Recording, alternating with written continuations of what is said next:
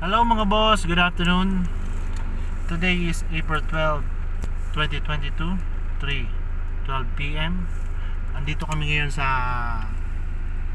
Santo Tomas, Batangas. So, Uno Fuel, price drop sila.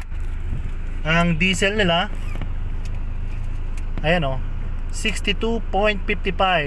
Ang gasoline nila, Maxi Green, 63.43. And then yung max power nila is 63.72. So naka price drop sila. So nakita ko, syempre mura, gas up na tayo. So ang daming nakapila ngayon dito kasi ang baba. After lang siya ng ano excuse me po after lang ito ng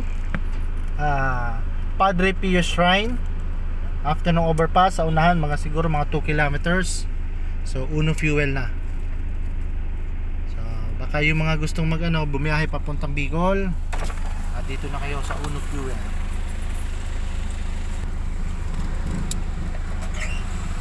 Ano pala, 63.93 pala yung maxi power nila.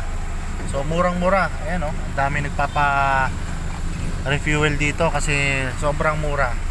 Sa Calawag naman, Quezon, sa Caltex is 66 pesos yung diesel nila, 66 point something. So yung mga babiyahe ng Bicol, pauwi ng South, so dito na kayo sa Uno Fuel. Super mura talaga siya. Boss, yung price ninyo ngayong Holy Week lang ba to? O matagal lang mababa yung yung diesel nyo? Matagal lang mababa. Ha? Matagal na. Hindi lang ngayong Holy Week talaga to. So hindi lang pala ngayong Holy Week to. Hindi sila siguro, hindi kayo sumabay sa sa pagtaas. Hindi kayo sumabay sa pagtaas.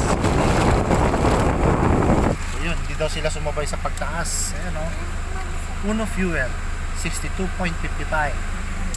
So meron pa ring mura. Sa iba kasi 69 lang, 68, ganyan, 71. So dito napakababa. Kaya ang dami nagpapa-refuel dito. Yun lang po, recommended ko lang tong nire-recommend ko lang tong Uno Fuel, Santo Tomas, Batangas. Thank you guys.